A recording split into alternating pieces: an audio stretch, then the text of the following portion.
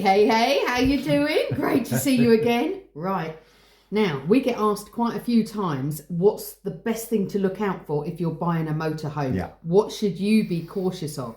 So this video is really useful if you're new to motorhoming or, like us, as if you're a little bit more experienced in the field.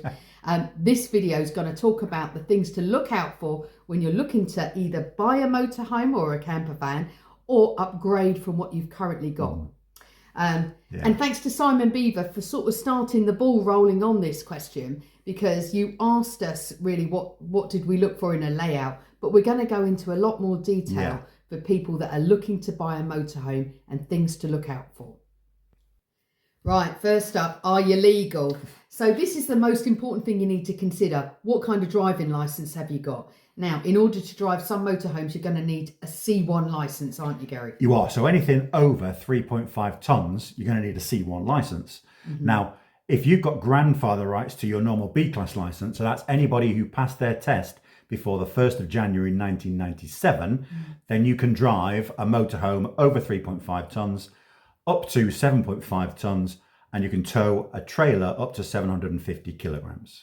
Now, we've both got C1 licenses because we're, a bit fossilish. However, we did look into what you had to do if you need a C1 license. It's a lot, isn't it? It is a lot. Right, okay. I wrote it down. So first of all, you need to do a mandatory medical exam. Yep. Then you need to do 3 theory tests. Yes. And they are there's a multiple choice, and you've got to get 100 questions. You've got to get 85 of those questions right. There's a hazard spotting test, and you've got to spot at least 20, I believe. Yes. And then there was a case study with 50 questions, and you need to get 40 out of the 50. That's right. Right. So it's quite convoluted what you got to do. And then on top of that, there's a 2-part practical test. So there's an off-road reversing into an S-shaped curve. Yeah, so it's not off-road, isn't off-road as such. It's like off-road as in a car park, and you're doing between cones and reversing effectively. And then you need an hour on-road driving test. With the instructor and all the rest of it, Well, it costs around about £800 to up £1,500. to £1,500. That's ridiculous. We were quite surprised, actually. So we're pretty lucky to already have the grandfather rights on that. But you can't just guarantee that your C1's going to be forever, because you've got to keep changing it, haven't you? Or upgrading it, rather, shall I say. Yeah. So in the UK, when you hit 70, when you hit 70, you have to apply to renew it. Yeah. And you need to do a medical test. Medical and an eye test. Yeah, so basically that needs to be done every 3 years as well, which we didn't realise. And it costs between 110 and 150 just to do the medical test. And then you obviously have to have a declaration of eyesight as well. In Spain, where we live, we have to do it from 65. And it's I think it's every 3 years as well. It is still every 3 years, yeah. So make sure that you are legally able to drive the size of vehicle you want. Otherwise, look at vehicles that are beneath 3.5 tonnes. Yeah. There are vehicles. Lots of them. But you won't get necessarily a great big motorhome, and if you wanted to live full time, it might be more of a problem. Yeah, from the research I've done, most vehicles that are over 6.5 metres tend to be around the 3.5 tonnes. So anything bigger than that, you're probably going to look at being more than 3.5 tonnes, and therefore will need a C1 licence. Right. Second up, establish your budget. You've got to know really what you've actually got to spend. Yeah, and it's not just what you've got to spend; it's the costs that are produced by owning a motorhome for the year. Yeah, exactly. So you're going to need to think about, you've got to insure it. You've got to consider where you're going to store it. Have you got the room outside your house? Great. If you haven't, you might have to pay for separate storage. Yeah. And that can affect your insurance as well, wherever it's parked. And then you've got to think about fuel, and you've got to think about maybe if you're going to join campsites and things like that. There's ongoing costs for running a maintenance, motorhome. Servicing. Yeah, all of those things. So make sure you've got a good. Well, we sort of set aside about £1,000 a year, don't we? Yeah. For ongoing costs for our motorhome. Yeah. And then think about how much you've got for your budget. Now, our motorhome cost us £26,000. It was 4 years ago nearly now, wasn't it? And it was a 2005 model. And at the time we bought it, how old was she when we bought her? She was about 17 years. Yeah, she wasn't new. I mean, she's over 20 years old now, but she's still going really strong. And motorhomes, they can go, but they can be expensive when something goes wrong. Yes. Okay, third point. What are you using it for? Are you going to use it for a bit of weekend going away, you know, off to campsites, doing a bit of rallying, or you fancy going off to Europe and doing quite a lot of like off-roading and you want to do a lot of off-grid work? Is it full-time or is it part-time? Certainly, if you want to go off-grid, you're going to need solar panels. Oh, easily, yeah, because you're going to have to think about your power requirements, what you're going to do when you're in the van. Are you watching TV? Are you using something that uses a lot of power for cooking, etc.? Because you're going to have to think about that. Solar panels and leisure batteries, or solar panels, leisure batteries, and a power bank. So before you buy, consider exactly what you're going to use it for, because it will determine the type of vehicle that you pick up. Right, this leads us really nicely onto number 4. Choose the right layout. Don't get this one wrong. Now, that makes it sound like really like, oh my gosh, what if I get it wrong? Well, if you get it wrong, you're going to regret your purchase. That's the problem. Yeah. And it's too expensive to have regret on a motorhome, isn't it? Yeah. Now, when we were looking, we looked for quite a while before we actually put money down. But we decided what was really important to us. Now, what was important to me was somewhere to cook. I like to cook, so I wanted an oven. Now, that might not be important to you, but I wanted an oven and a bit of space, and I can't stand it when somebody comes right behind me when I'm cooking. It really makes me like eek, doesn't it? It does. I wanted some space in the cooking area, and I really fancied a bit of room in the bathroom. So we knew we wanted an end bathroom, and we knew we wanted a kitchen that I could move around in. And what was more important as well was the fact that we had the door where somebody could come in and come out without going behind you when you're in the kitchen. So I can come in and go out and then come in again and then go and sit down without actually being behind you. Yeah, exactly. And for us, it wasn't important to have a fixed bed. Now, we have 2 sort of double beds in ours. One you make up, which is a Super King, and one that you climb up to on the overhead cab. Now, both of us don't really want to climb up there. I can't bear it. I feel like I'm in a coffin, Gary. Do you know what I mean? It feels like it's really like low down and everything. I'm boiling hot as it is. But we like the Super King bed that's made up where the sofas are, don't we? Yeah. So Gary does make it up every night. Now, I know lots of people will be like, oh God, I couldn't be arsed with that. Like every single night making it up. No. You don't seem to mind, do you? No, you get used to it pretty quickly. It takes me about 5 minutes to put up and similar to get down as well. So so make sure you know your red lines. Do you care about putting it up? Or do you want a fixed bed? Are you bothered about cooking in the kitchen? Or are you planning to, if you're only taking it away for weekends, you're thinking, I ain't cooking.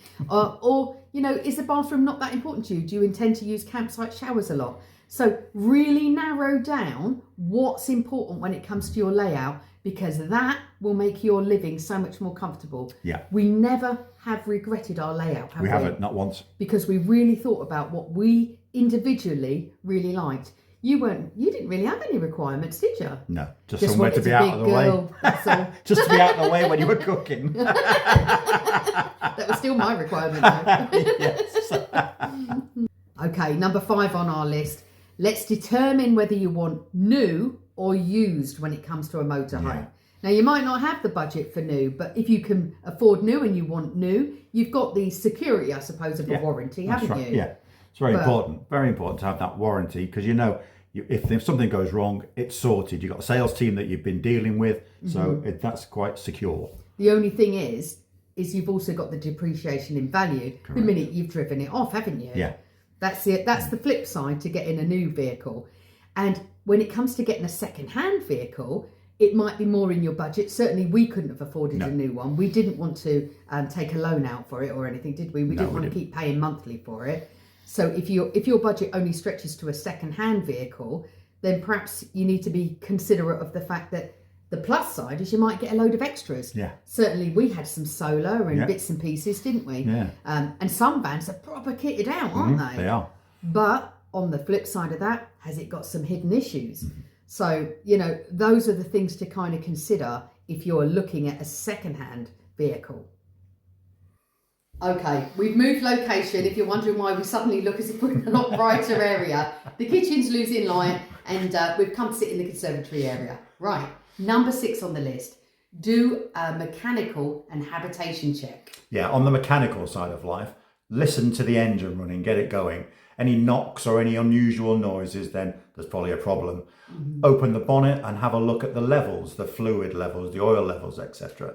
Then take a wander around the van. Look at the tyres, how much tread's on your tyres, because new tyres are not cheap. Look at the bodywork as you're going past, and the windows, that sort of stuff, just the basics. And also when it comes to the inside of the van, think about the toilet. What kind of condition is the toilet in? Because they are not cheap to replace, are they? No, they're not. And think about how the water works inside. Where is the piping?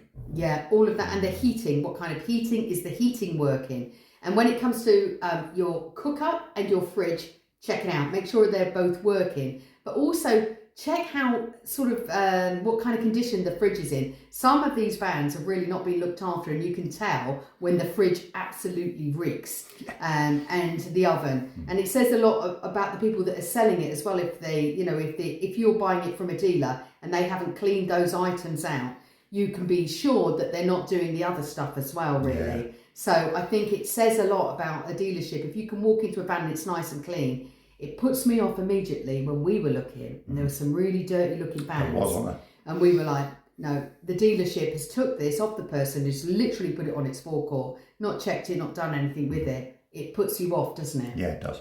So that's a really important thing to do. Check all the appliances that van is coming with. Right. In at number 7, review the vehicle history and documentation. Yeah, so look at the MOT. And now you can get the MOT history on the gov.uk website on the MOT side of life. Yeah. So look at the last couple of MOT certificates and see what has occurred or what's popped up one year and maybe hasn't the next year, and then that indicates that it's been fixed. Always watch out for something that's appeared for 2 or 3 years on the trot without being fixed. So those minor advisories, because at some point they're going to become major advisories. Yeah. Right, number 8 is pretty important, and it is a thing that a lot of people with motorhomes worry about: damp, rising damp, or just damp in general. Yeah. Now, when you go into a van, if you can smell damp, try and find out where it's from. You can bring a damp meter with you as well if you wanted to, couldn't you? Yeah. But look for spongy patches, and it can be in the floor. It can be by windows. If you go into the bathroom and there's a stench of damp, you know that there's probably a damp patch somewhere. Now, all vans do get ingress of water, don't they, at some point? They do. Especially older vans, to be honest. But you need to be careful that you haven't got a really major damp problem, because it could mean replacing that whole side. It could, yeah. Look out for especially spongy floors. Now, that is an indication of a delamination under the floor, which is caused by the damp. So, yeah, expensive to fix. You could always pay someone to come in and do a damp check for you. If you were going to put down, say, 30 or 40 grand on something, it's not a small amount of money. No, it's not. So paying someone 150 quid or something might well be saving you quite a lot of money in the long run. It could be an expense that's worth doing. Yeah. So number 9 is get a feel for it. Take it for a test drive. Absolutely. So test drive, really, really important. Gets you a feel for the van. Is it too big for you? Is it too small for you? How are the brakes? How's the suspension? All that sort of stuff. Really important. And again, I mentioned before, listen to that engine, especially after it's been run for a mile or two. Very important. Test drive, absolutely essential. Right. Our final top tip, if you are in the market for a motorhome or a camper van or anything, is beware of scams. Shop around and don't just give anybody any money on Facebook. Now, I've noticed a lot of these sort of scams that pop up. Things that seem too good to be true are too good to be true. Yes. They are designed to reel you in, and there's a sense of urgency about them. Or if you want to reserve it, we need a reserve deposit, and it might only seem like a couple of £100 as a deposit, and you'll see people desperate to put a deposit down. Those vans ain't real. So just be very, very careful what you're doing when you're shopping around, and don't just go to one dealer. Shop around to a few. Now, you might not find what you're looking at the time that you're looking, and this happened to us, didn't it? Yeah. We knew what we were looking for, but there wasn't a van that fitted our budget and criteria when we were looking. No. And eventually one came up, and it was actually in Coventry. I was keeping an eye on Auto Trader, and you were at work, and then we were living in Portsmouth at the time, and Gary got on his motorbike and went up there, didn't you? Jumped on the bike, went straight up there, took it for a test drive. put a deposit down. Yeah, we knew, and it was a very good dealer as well. We were very happy with it, weren't we? Yeah. And obviously, if you get into the position where you're ready to put in an offer, make sure you negotiate, because if they're not keen to go down on the price, they might be keen to offer you something else. And that's where you can often do really well out of a dealership deal. So you can ask, well, you know, if I pay this price, can I get solar panel and things like that? Yeah. And that's what we did, didn't we? Yeah. We kind of almost gave the asking price, but asked for a few extras because it suited what we were looking for. So think about that when you're doing your negotiation. If it's not just about price for you and it's about getting the things you want in the van, see what you can get for your money, because most dealers are open to giving you something a little bit extra. Yeah. And we got the LPG, didn't we, with ours? We did LPG. Yeah. We got new solar panels. Yeah. And we got leisure batteries. Yeah. So it was really important to us because we knew we were going to go full time and we wanted to be off grid a lot. Yeah. So that's why those other points we mentioned earlier are really important. Right, well, we hope that's been really useful for you. But before we go, we got to show you something. Oh, get it out there. Hey, Gary. Got me hey hoodie on. Right, so we got our merch this week, didn't we? We did. We got like a cap, and we've got coasters and stickers and T-shirts and all sorts of stuff. And we've got an apron and all sorts of bits. We took your advice. So a lot of people had asked us if we were going to do merchandise, which of course we were a bit like, are we going to do that? But we found a supplier that prints to demand. Now, it's not the cheapest stuff in the world, so don't come at me with that it's expensive. We don't really set the price as such, but they are nice. And if you really want to get some, I'll put the link in the comments, actually. Mm-hmm. I'll leave a link to all of the merch in the comments if you are interested in any of that. If you're not, don't worry about it. But the stickers are going for $2.99 if you want one of those. And they've got the old obligatory hey. But we do hope that was useful for you guys. Yeah. We're not sure what we got up for you next week. We shall see. We've got a few things up our sleeve. And as you know, Gary's got to have a little operation as soon as we get back to Spain. Yep. And by the time this goes out, we are almost ready to go back home, aren't we? Yeah. So we'll keep you informed. And if you do want to hear what's going on, sort of a bit more up to date, we have a Facebook channel as well. So we're on Facebook, A New Life in the Van. Same old logo. If you want to go and check us out there and maybe follow us there, that would be great. Okay, guys, thanks very much for watching. Take care. Have a great week. Love you loads. Ta-ra.